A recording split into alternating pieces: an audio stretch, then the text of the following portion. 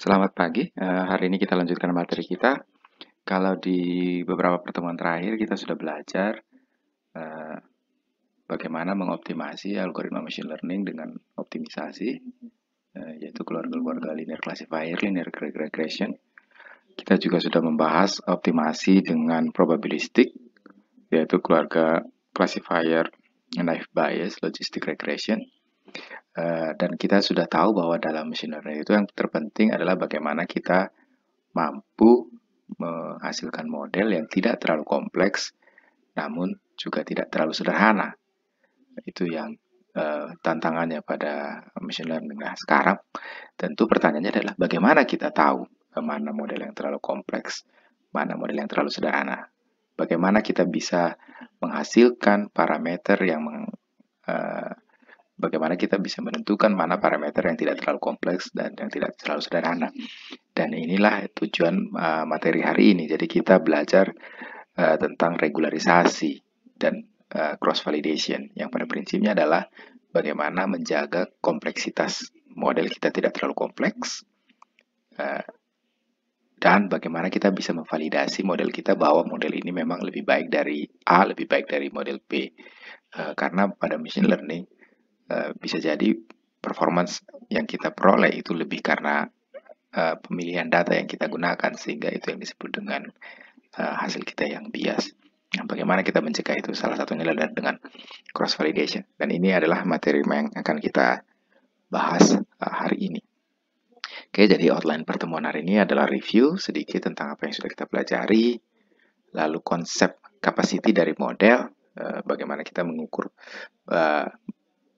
sebuah kompleksitas model itu kita sering juga sebut dengan istilah capacity atau kemampuan kapasitas dari model itu. Lalu masalah generalisasi, seperti yang sudah kita bahas di pertemuan pertama, bahwa tujuan kita adalah menghasilkan model yang bisa melakukan generalisasi terhadap data yang tidak kita lihat. Lalu kita membahas tentang hyperparameters, karena dari setiap model kita bicara linear regression, kita bicara linear classifier, kita bicara naive Bayes, decision tree, ada parameter theta, di mana parameter theta itu yang menentukan kapasitas dari model tersebut dan kompleksitas. Nah, sekarang bagaimana kita bisa mengoptimasinya. Lalu kita masuk ke bagian model selection dan evaluasi bagaimana kita bisa metode apa yang kita bisa gunakan untuk memvalidasi model kita lebih baik dari model yang lain. Lalu bagian berikutnya adalah kita menerapkan regularisasi pada Python, dan terakhir adalah tugas keempat. Oke, jadi kita sudah belajar berbagai teknik machine learning dari KNN, decision tree, naive Bayes, logistic regression, dan linear classifier. Dan kita juga sudah belajar bahwa dalam decision tree yang sangat sensitif terhadap jumlah kedalaman dari tree-nya, jadi kita menentukan kompleksitas dari tree-nya. Kalau kita bicara KNN, kita bicara berapa jumlah neighbors yang menentukan kapasitas dari modelnya.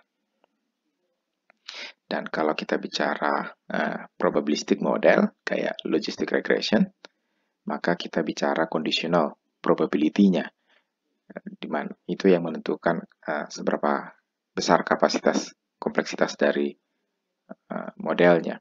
Dan kalau kita bicara linear regression atau linear classifier, tentu adalah decision boundary-nya yang menentukan seberapa kompleks modelnya. Nah, sekarang kita sudah tahu bahwa merubah parameters ini, mengubah kedalaman tree, mengubah jumlah neighbors, mengubah conditional probabilistic itu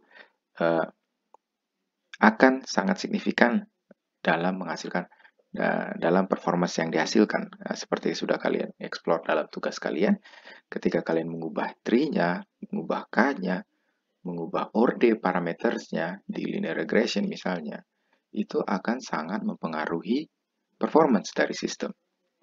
Dan sekarang pertanyaannya adalah, bagaimana sih kita bisa memilih parameter yang paling optimal untuk data kita dan untuk task kita? Dan itu yang akan dibahas di kuliah kali ini. Jadi kalau kita bicara model machine learning, ada yang disebut dengan kapasitas dari model capacity. Jadi model kapasitas ini adalah yang menentukan seberapa besar kompleksitas dari modelnya. Semakin mampu dia membentuk decision yang boundary yang semakin kompleks, misalnya kayak di linear regression, kalau kita pakai order tinggi, maka decision yang dihasilkan akan sangat kompleks. Artinya dia memiliki kapasitas yang lebih besar. Kalau di keluarga probabilistic learner, seperti di logistic regression atau di naive Bayes, model apa yang kita gunakan untuk memodelkan conditional probability-nya, B, Y given X, itu akan sangat mempengaruhi kapasitasnya. Kalau di naive Bayes yang sederhana, misalnya kita gunakan Gaussian distribution untuk memodelkan conditional probability-nya. Mungkin suatu saat nanti kalian akan mengeksplor, menerapkan mixture of Gaussian, yang dimana dia adalah kombinasi Gaussian yang dia akan jauh lebih kompleks distribusi dari datanya. Ini tentu menghasilkan kapasitas model yang lebih besar, yang lebih baik. Bukan yang lebih baik, yang lebih besar, yang lebih kompleks. Tentu pertanyaannya adalah bagaimana kita mengurutkan kapasitas dari classifier yang telah kita gunakan. Dan apa yang mana yang paling kompleks dan yang mana yang paling sederhana. Yang menjadi masalah juga bukan hanya sekedar di machine learning, bukan hanya sekedar kita menggunakan model yang paling kompleks. Jadi bukan berarti kalau kita punya data, ya udah berarti performance terbaik adalah kalau kita menggunakan model dengan kapasitas terbesar atau yang paling kompleks. Dan itu yang tidak selalu benar dalam machine learning. Kita nggak selalu bisa menggunakan model yang paling kompleks dan itu akan menghasilkan solusi yang paling baik. Jadi pertanyaannya adalah model yang mana, yang sekompleks apa yang paling baik. Nah, jadi dalam machine learning seperti yang sudah kita bahas sebelumnya, model yang paling baik itu adalah model yang paling mampu melakukan generalisasi. Apa itu generalisasi? Generalisasi adalah error yang dihasilkan oleh model kita ketika diuji pada data yang dia tidak pernah lihat. Jadi kalau kita biasa melatih model itu dengan data training, dan seperti yang kalian sudah pelajari bahwa setiap model machine learning bisa menghasilkan error di data training yang mendekati 0 atau bahkan 0.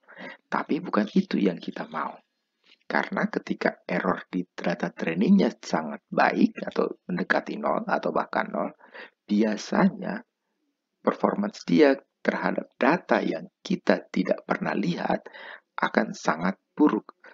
Kalau kita uji dia terhadap data yang tidak kita gunakan di data training, dia akan sangat buruk. Jadi intinya adalah kita mau menghasilkan model yang menghasilkan generalisasi paling baik.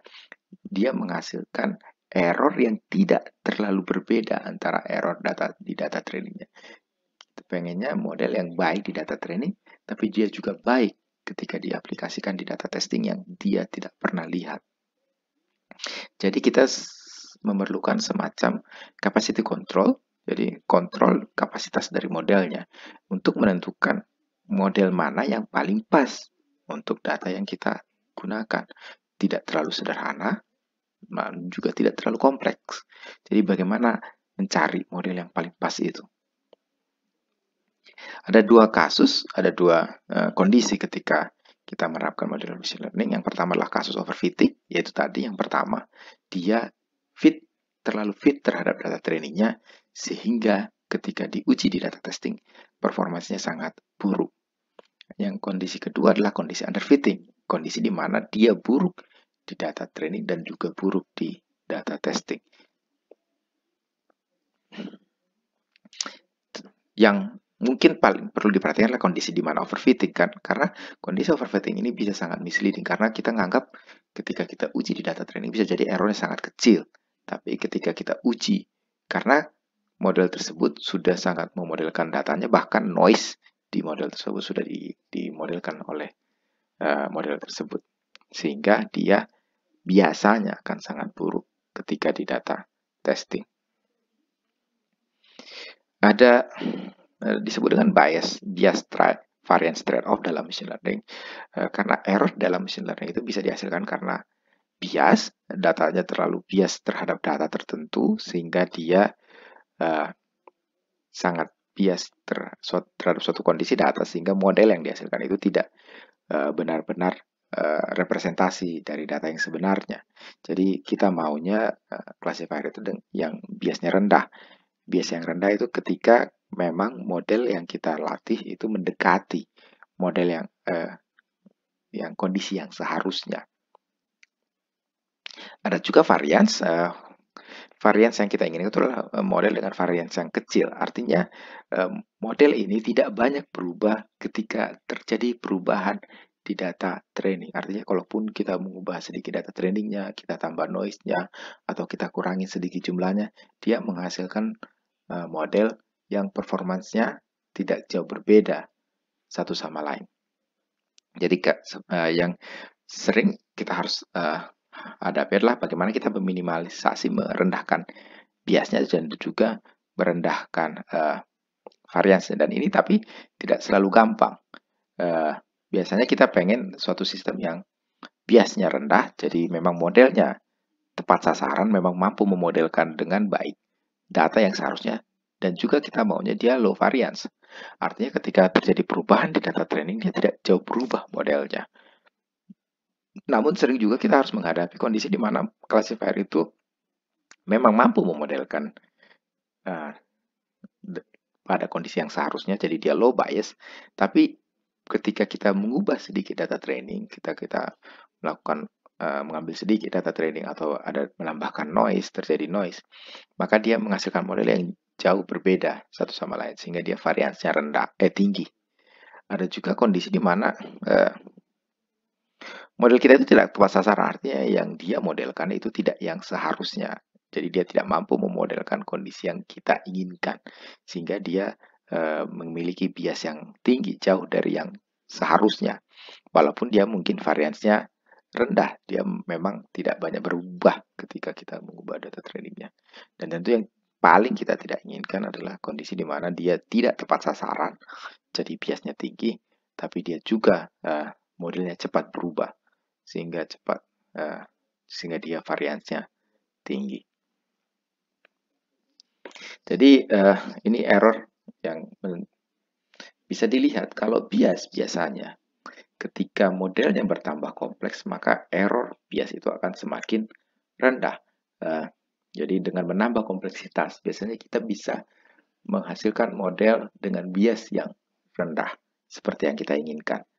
Tapi masalahnya adalah, biasanya kalau dengan semakin kompleks model, biasanya model itu semakin sensitif terhadap perubahan di data training, akibatnya dia memiliki varians yang besar. Jadi, model semakin kompleks, biasnya mungkin semakin rendah, tapi error variansnya biasanya semakin tinggi. Dan ini yang harus kita cari trade-off terbaiknya. Bagaimana kita bisa menghasilkan kompleksitas model yang menghasilkan bias yang paling rendah dan juga varians yang paling rendah, sehingga perbedaan antara di error bias dan error varians ini tidak besar.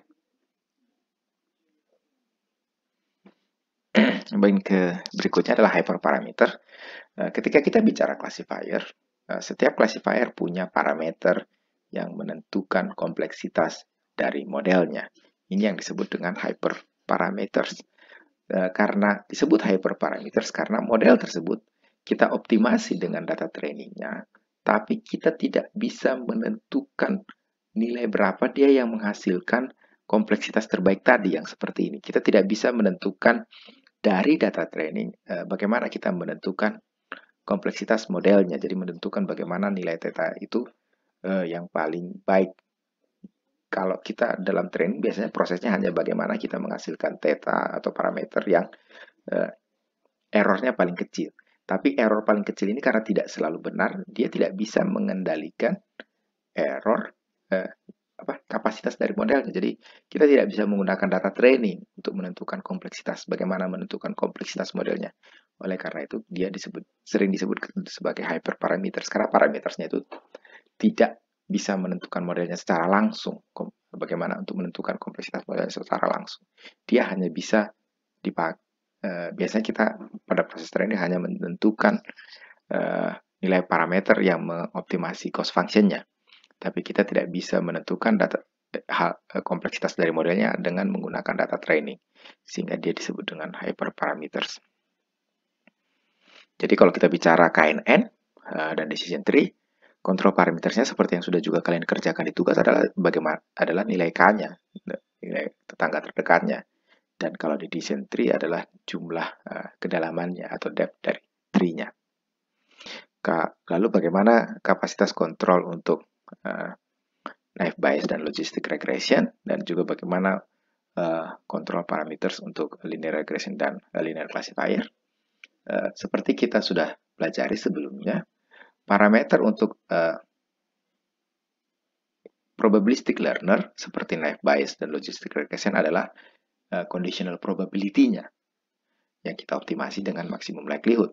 Sekarang pertanyaannya bagaimana kita menentukan conditional probability yang apa yang paling baik, itu pertanyaannya. Lalu kalau di linear regression atau di linear classifier, kontrol parameternya adalah bobotnya atau weight dari yang kita aplikasikan ke setiap features-nya. Tentu pertanyaannya adalah bagaimana kita menentukan kompleksitas dari features-nya untuk menentukan capacity control-nya. Karena kalau kita menambahkan features-nya, tentu dia akan semakin kompleks, artinya dia kapasitasnya akan semakin besar. Tapi kita butuh bagaimana kita bisa mengontrol kapasitas dari model tersebut. Kalau kita bicara naive Bayes dan logistic regression, maka pengendalian bagaimana kita mengendalikan kapasitas atau kompleksitas dari modelnya adalah dengan melakukan smoothing, yaitu kita melakukan smoothness terhadap conditional probability-nya. Jadi itu yang kita gunakan sebagai regularisasi. Kita sebut istilah regularisasi atau regularization. Regularisasi adalah proses kita memberi penalti terhadap solusi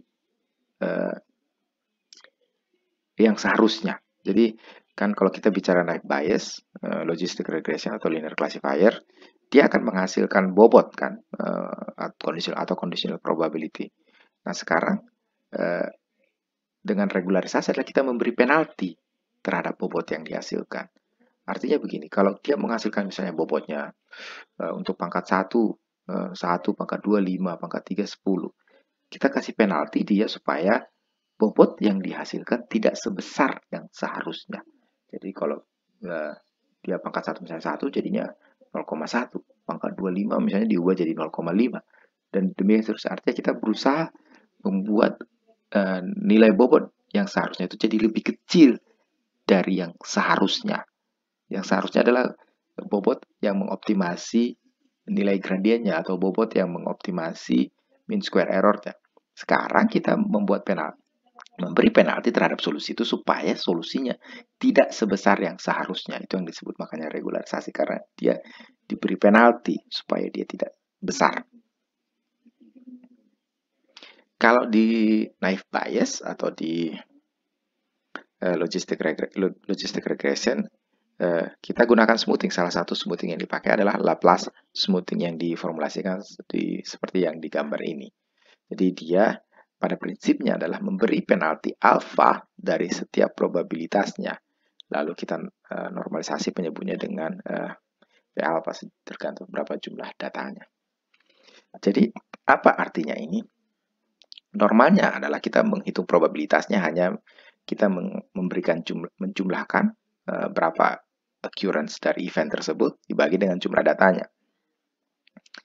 Nah sekarang kita tambah dengan penalti, artinya adalah kalau nilai yang seharusnya ini occurrence-nya ini besar, maka dengan memberi penalti dia akan memperbesar penyebutnya. Akibatnya artinya probabilistik ini akan lebih rendah dari seharusnya. Jadi misalnya kalau ini jadi 10 kali misalnya, 10 kali ditambah bobot 0,1 dari jumlah data 100 misalnya, 100 ditambah 10 jadi 110.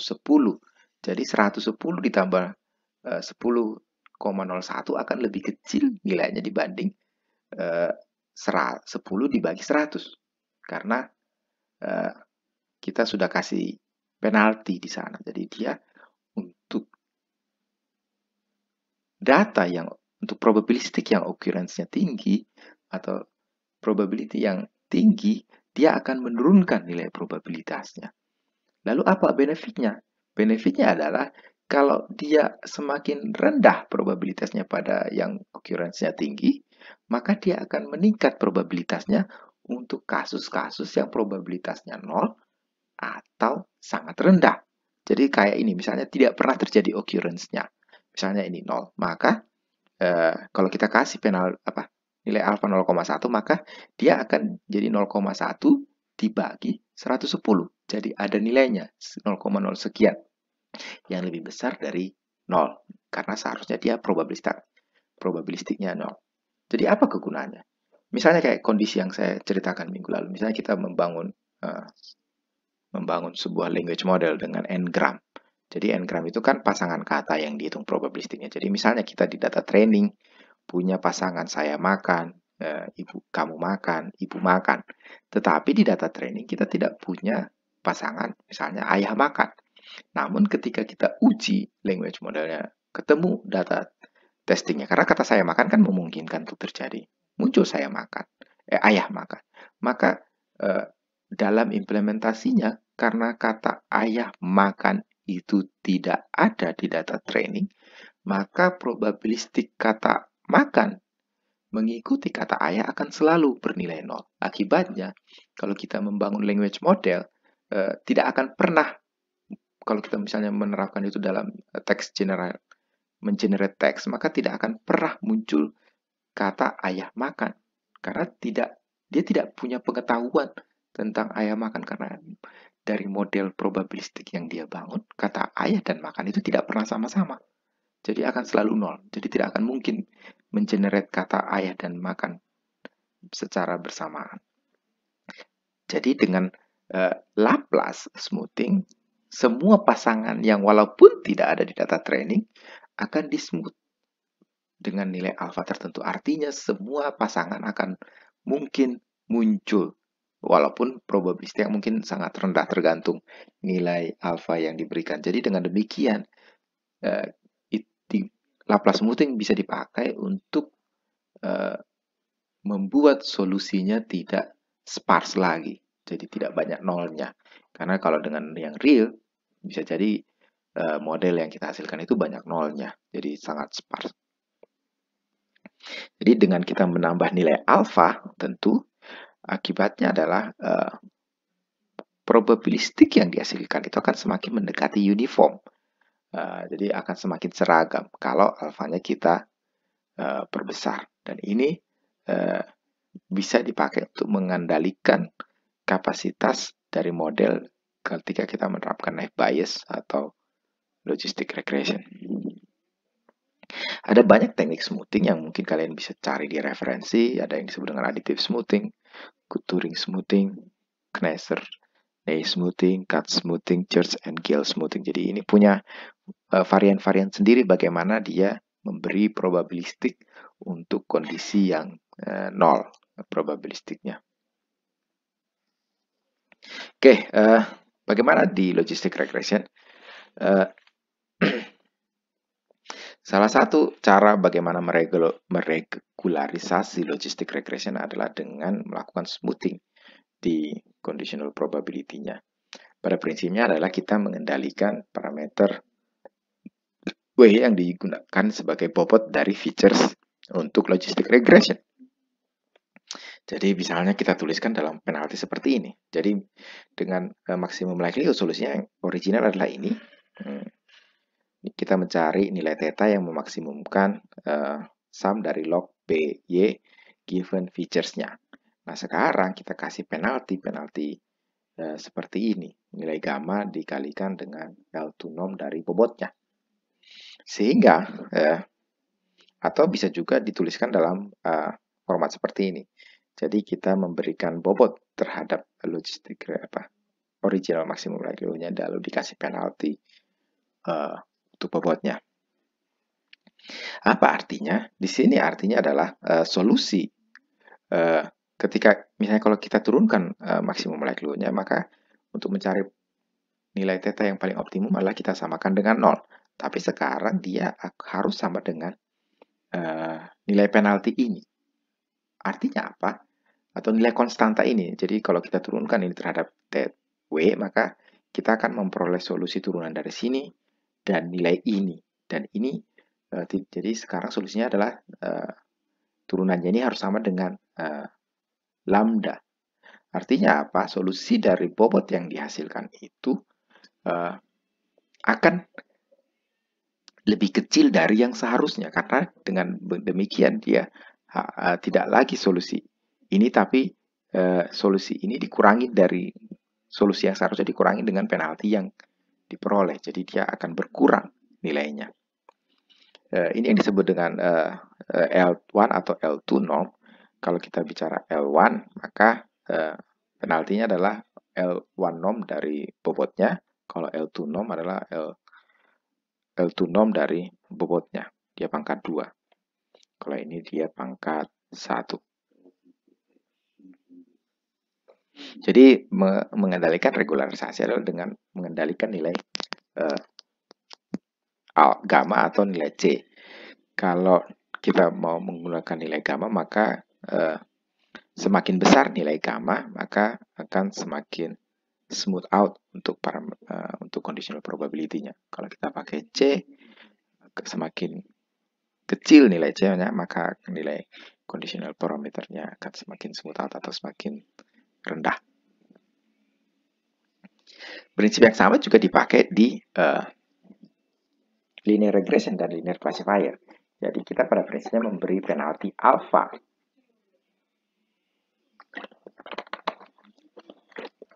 pada cost function-nya. Misalnya kita punya solusi dengan menggunakan mean square error, maka ini solusi dari linear regression. Maka solusinya kita beri penalti alpha kali theta transpose. Nah, karena ini L2, maka ini adalah penalti L2 atau ridge regression. Jadi solusinya sekarang yang didapat adalah yang seperti ini. Kita artinya parameter yang dihasilkan ini akan lebih mendekati ke 0 atau sama dengan 0. Kalau alfanya semakin besar, maka kita memilih model yang menghasilkan tetanya yang kecil dibandingkan mean square error-nya yang besar, yang kecil. Karena pada prinsipnya kan kita mau minimumkan ini. Kalau kita memberi penalti, kalau alfanya makin besar, maka fokus kita adalah menghasilkan ini yang kecil. Kalau kita memberi nilai ini alfa yang kecil, maka kita pengen lebih menghasilkan solusi yang menghasilkan mean square error yang kecil.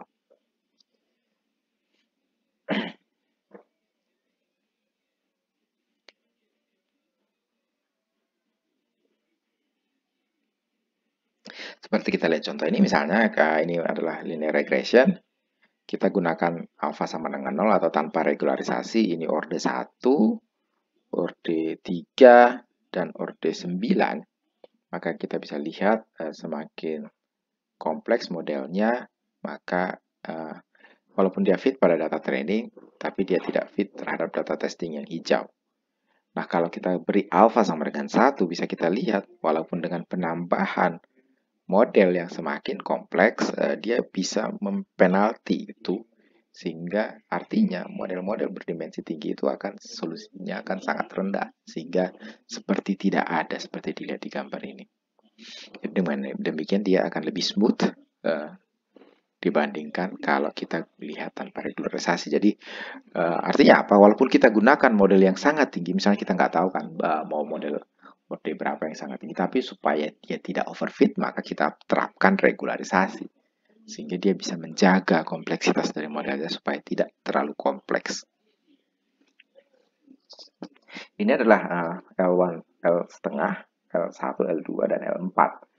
Jadi ini adalah penalti yang biasa kita pakai. Kalau L1/2 itu tentu seperti ini grafiknya, L1 itu fungsi linear, L2 itu kuadratik sehingga membentuk seperti lingkaran, circle untuk dua orde-nya, dan ini adalah P untuk L4. Nah, kalau kita lihat apa perbedaan kalau kita menerapkan L1 dan L2.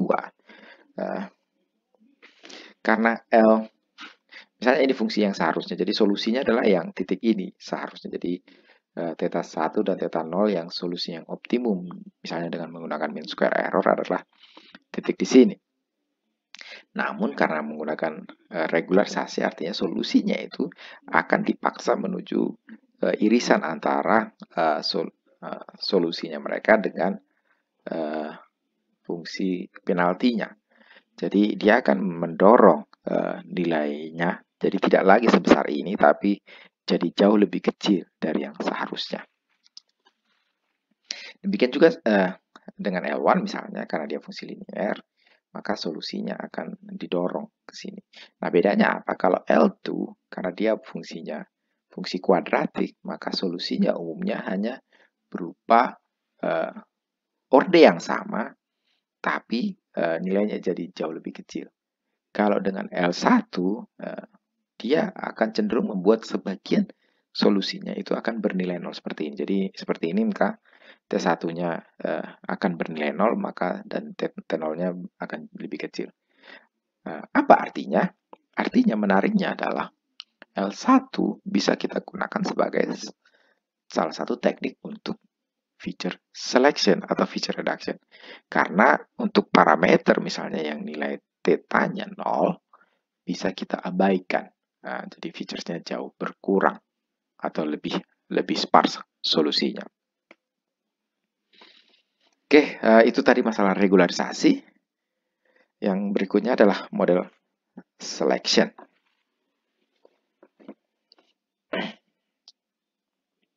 Misalnya kita sudah tahu bagaimana kita mengontrol kapasitas modelnya. Jadi kita juga sudah tahu kan, misalnya tadi kayak misalnya kita mau menerapkan linear regression. Jadi kita mau menggunakan misalnya orde 1, orde 2, orde 3, orde 4, orde 5.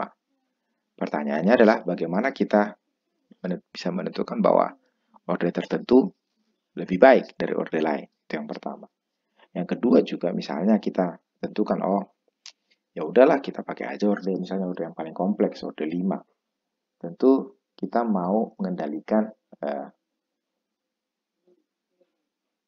nilai alfanya misalnya. Jadi berapakah alfa yang paling bagus? Apakah setengah, apakah 0,1, apakah 1, apakah 100? Tentu kita nggak tahu karena penentuan nilai alfa kan sangat mempengaruhi regularisasinya. Tentu pertanyaannya bagaimana kita caranya untuk mencari tahu nilai regularisasi yang misalnya yang paling optimum. Jadi salah satu caranya adalah dengan cara model selection. Karena begini, dalam machine learning atau data mining, karena biasanya kan kita bicara sampel. Sampel itu biasanya kan kita ambil secara random.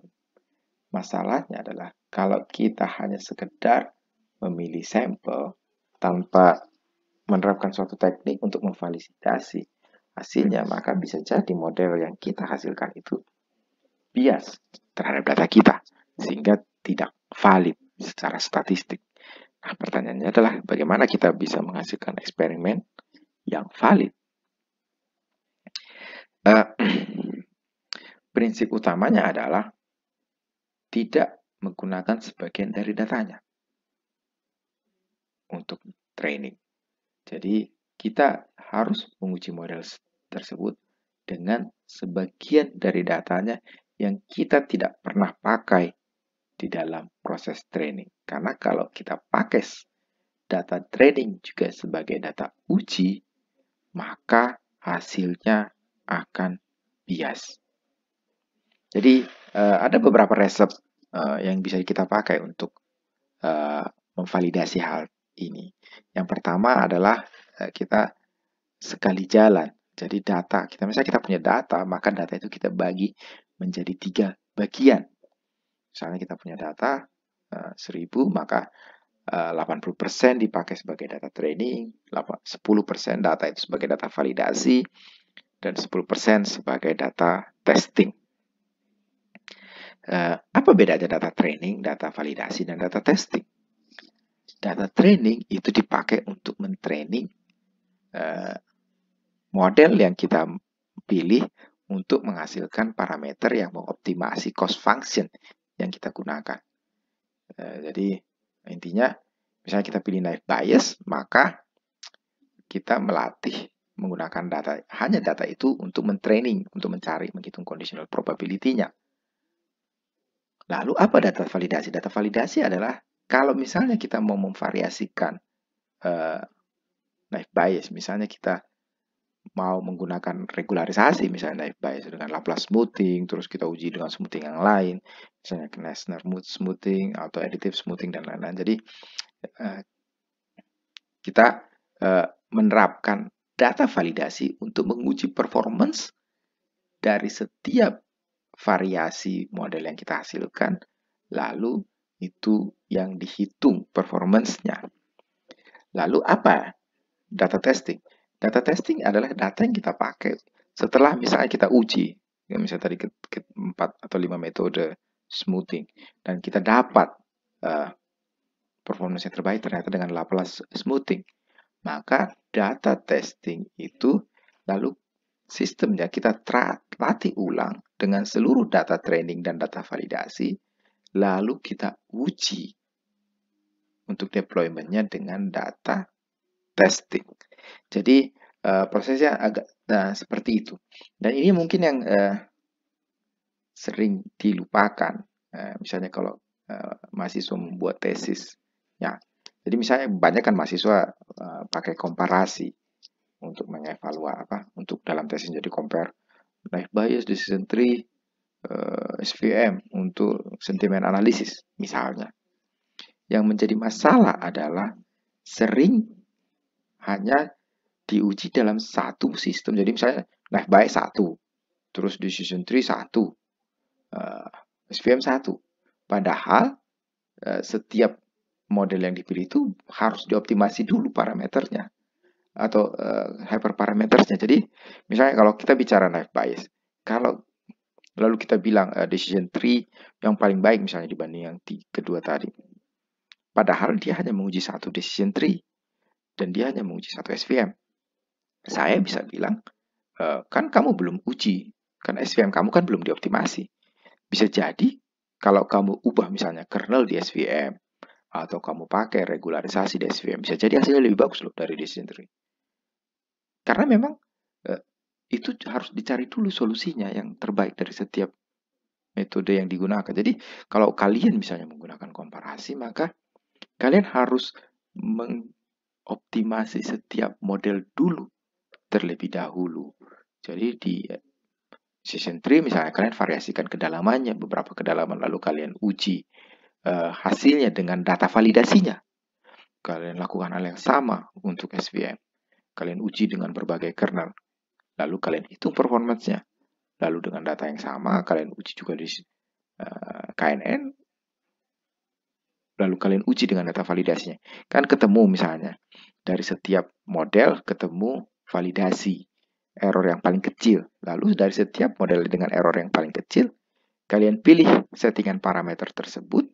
Lalu kalian training ulang dengan seluruh data training dan data validasi. Lalu terakhirnya diuji dengan data testing. Jadi satu terbaik dari decision tree, yang terbaik dari SVM, yang terbaik dari KNN misalnya. Lalu kalian uji terakhir modelnya dengan data testing. Begitu seharusnya. Jadi ada prosesnya. Jadi kalian validasi dulu setiap modelnya dengan data training dan data validasi, ketemu model terbaik itu dipakai untuk di-training ulang dengan seluruh datanya, lalu diuji di akhir dengan data testing. Jadi seperti itu. Jadi modelnya yang pertama di-training dengan data training, lalu diuji dengan data validasi, lalu dihitung mana yang menghasilkan error paling kecil, lalu berdasarkan pemilihan error sudah yang paling optimum modelnya, yang menghasilkan error validasi yang paling kecil, lalu kita training ulang modelnya dengan data training dan data validasi untuk menghasilkan model final. Dan model final ini yang kita uji dengan data testing. Begitu urutannya. Nah, proses yang ini biasanya kita pakai kalau misalnya data kita tidak terlalu besar. Jadi, data kita terlalu besar kalau kita harus ulang, misalnya data per eksperimen 10 kali bisa jadi komputasi sangat besar. Jadi biasanya kita menerapkan ini kondisi di mana data kita terlalu besar dan komputasinya terlalu besar kalau harus diulang berkali-kali. Jadi hanya satu kali split dan diuji dengan satu kali split. Ini biasanya sekarang banyak diterapkan di deep learning atau deep neural network karena komputasinya selalu besar, kita tidak memungkinkan untuk mengulang eksperimennya berkali-kali. Jadi dia punya data dibagi 3, data training untuk mentraining model, data validasi untuk memilih model yang terbaik, lalu data testing untuk mengevaluasi model terbaik tadi di akhir. Itu yang pertama. Yang kedua adalah dengan cross validation. Ini mungkin yang paling sering dipakai oleh kalian. Jadi cross validation itu pada prinsipnya kita punya data dibagi 2. Pertama, data L dan data T, testing. Lalu kita partisi data L sebanyak K kali. Jadi K, misalnya kalau kita gunakan 10-fold cross validation, maka data L tadi kita bagi 10. Lalu setiap bagian, 9 bagian dipakai sebagai training, 1 bagian dipakai sebagai validasi. Dan ini diulang sebanyak K kali. Lalu di mana kita menggunakan round robin untuk mengganti satu bagian validasi itu setiap iterasi. Jadi setiap bagian yang kita sudah bagi itu akan dipakai sebagai data validasi. Lalu kita hitung errornya dirata-ratakan untuk semua iterasi. Lalu kita tentu menghasilkan model yang menghasilkan error validasi yang paling kecil. Dan setelah kita ketemu model yang terbaik, kita gunakan keseluruhan data L tadi untuk training, lalu dievaluasi dengan data testing setelah kita tahu model terbaiknya. Ini gambarnya, kita punya data, kita bagi 2, data L dan data testing, lalu data L itu kita partisi, misalnya ini kondisi ketiga, progressive validation, di mana 2/3 dipakai sebagai training dan 1/3 sebagai data testing.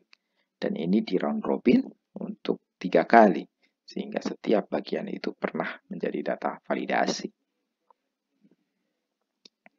Lalu yang ketiga adalah random resampling validation test. Untuk langkah pertama mirip dengan data cross validation, jadi datanya dibagi 2, data L dan data testing. Nah, kemudian data L kita pilih secara random sebagian dari data itu sebagai data training, sebagian dari data testing. Jadi random, misalnya dari L itu misalnya 80% dari L itu akan dipakai sebagai training, 20% sebagai data testing. Tapi dipilih secara random. Dan kita ulang ini sebanyak S kali, misalnya S-nya 10, atau 15, atau 3, atau 2. Bedanya dengan cross validation adalah tentu karena kita memilih secara random dalam setiap iterasi, ada kemungkinan data yang sama dipilih 2 kali sebagai data validasi. Jadi ada kemungkinan dia bisa, atau ada data yang tidak pernah dipilih sebagai validasi, tergantung bagaimana kita proses randomnya. Lalu proses itu diulang sebanyak S kali, lalu kita hitung error validasinya, lalu kita rata-ratakan, dan kita pilih model dengan error validasi yang paling rendah. Lalu setelah ketemu hyperparameters yang terbaik dengan teknik ini, maka kita ulang. Kita bangun lagi modelnya dengan seluruh data L untuk menghasilkan model akhir yang kita uji dengan data testing. Jadi seperti ini, dibagi 3, dibagi 2, L dan data testing. Sebagian dipakai training, sebagian sebagai testing, tapi dipilih secara random. Sehingga ada kemungkinan ada data yang terpilih 2 kali sebagai data validasi. Yang keempat adalah cross validation dan cross validation. Jadi 2 kali cross validation. Jadi kita bagi datanya sebanyak J kali. Jadi misalnya kita pilih J-nya sama dengan 5, lalu K-nya sama dengan 10. Jadi dalam setiap blok J tadi kita terapkan lagi cross validation K, cross validation. Jadi kita bagi sebanyak J blok, dan setiap bagian dari J itu kita partisi dengan cross validation yang K-fold cross validation, sehingga dia akan diulang sebanyak K kali untuk setiap partisi dari J. Lalu kita hitung error yang mengoptimumkan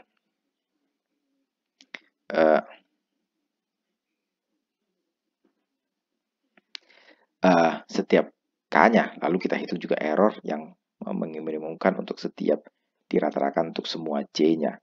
Dan itu dengan data testingnya. Jadi kita partisi data sebanyak J, lalu setiap bagian itu kita partisi sebanyak K, lalu kita hitung error validasinya untuk seluruh K, lalu kita hasilkan pilih parameter yang terbaik dari K-fold cross validation, lalu kita training ulang dengan seluruh bagian dari J itu untuk menghasilkan model akhir, dan model akhir ini untuk setiap J ini untuk diuji pada data testing. Lalu kita hitung error terakhirnya untuk seluruh J-nya. Jadi apa kelebihan dan kekurangannya? Tentu yang pertama adalah yang paling simple, jadi hanya dibagi jadi 3. Dan ini yang menghasilkan misalnya komputasi yang paling kecil. Tapi tentu efeknya adalah dia akan bisa jadi menghasilkan model yang bias, karena bisa jadi model yang dihasilkan itu bias terhadap data yang dipilih. Kalau kita meningkatkan nilai K sampai misalnya jumlah K-nya sama dengan jumlah datanya, jadi itu yang disebut dengan one-fold cross validation, itu mungkin yang paling mendekati dari yang seharusnya masalah generalisasi dari modelnya. Jadi kita menggunakan semua datanya dan satu dari datanya dipakai untuk data validasi, dan ini diulang sejumlah datanya. Tentu ini yang akan menghasilkan komputasi yang paling besar dan membutuhkan waktu yang paling lama. Tapi mungkin yang paling bisa menghasilkan generalisasi yang paling baik. Jadi penentuan nilai K atau nilai S dalam resampling itu yang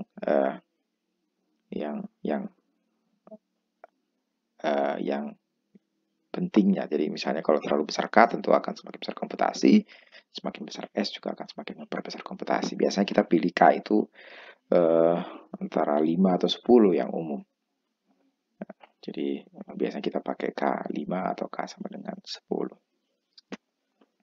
Oke, itu tadi tentang regularisasi. Sekarang kita belajar bagaimana menerapkan itu di Python. Karena nanti tugas keempatnya adalah penerapannya di Python. Jadi ini seperti contoh di kuliah keempat. Jadi kita pakai linear regression untuk data diabetes. Jadi ini diabetes yang kalian bisa langsung download di scikit-learn. Jadi load diabetes. Lalu kita bagi untuk training dan testing. Jadi ini dibagi 2, datanya training dan testing. Jadi 75% data training, 25% data testing.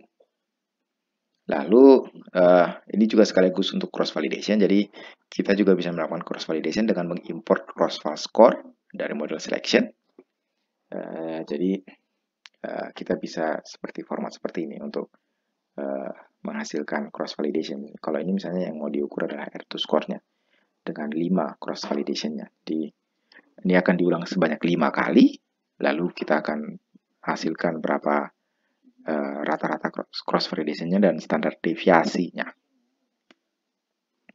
Jadi kita fit dengan data training dan data testing, lalu kita hitung cross validation score-nya. Jadi ini min-nya dan ini standar deviasinya. Itu penerapan cross validation.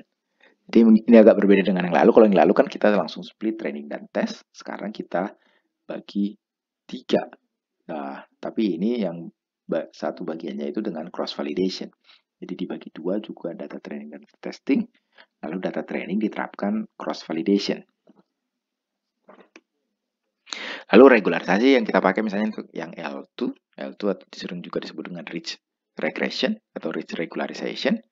Jadi dengan rich, misalnya kita terapkan rich-nya, kita kasih nilai alpha, tadi yang alfanya misalnya di 1, lalu kita fit dengan cross validation, maka dapat cross validation score-nya 0,38 dan standar deviasinya 0,09. Kalau kita lihat bedanya, kita bisa lihat dengan ridge regression itu kita bisa mengurangi R2 score-nya, dan kita juga bisa mengurangi standar deviasi dari nilainya, jadi artinya dia lebih stabil, malah jadi biasnya lebih kecil, variasinya juga sepertinya lebih kecil karena standar deviasinya lebih kecil. Lalu misalnya kalau kita mau cari berapa nilai alpha yang paling bagus, jadi misalnya kita menggunakan grid search ini, jadi kita langsung pakai pipeline, jadi kita buat kandidat alpha yang mau kita uji, alpha 0,001, 0,11, 10, 100 sampai 1000. Lalu kita gunakan ridge regression untuk dengan R2. Lalu artinya ini adalah semua data ini akan digunakan cross validation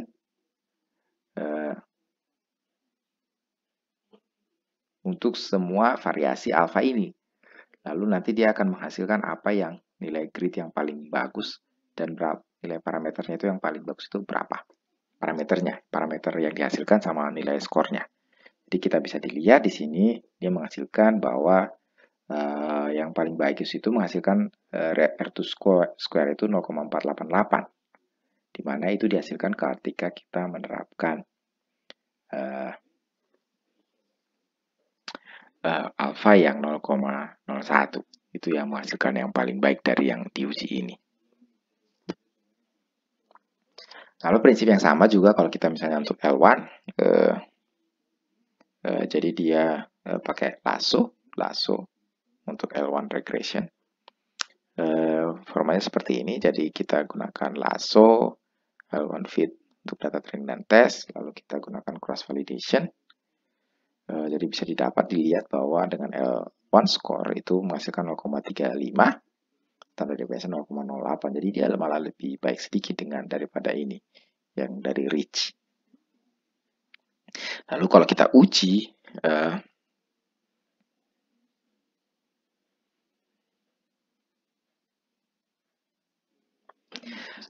untuk semua ini,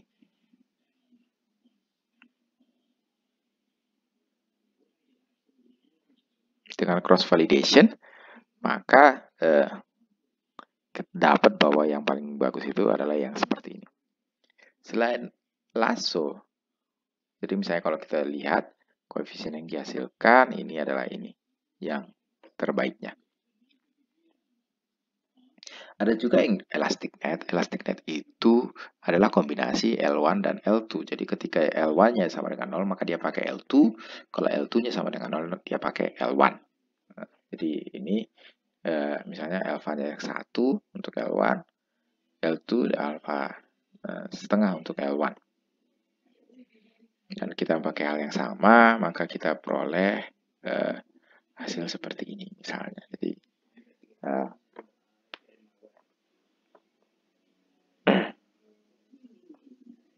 kita bisa dapat hasil yang terbaik adalah L alpha 0,001 dan L2-nya, L1-nya adalah 0,8.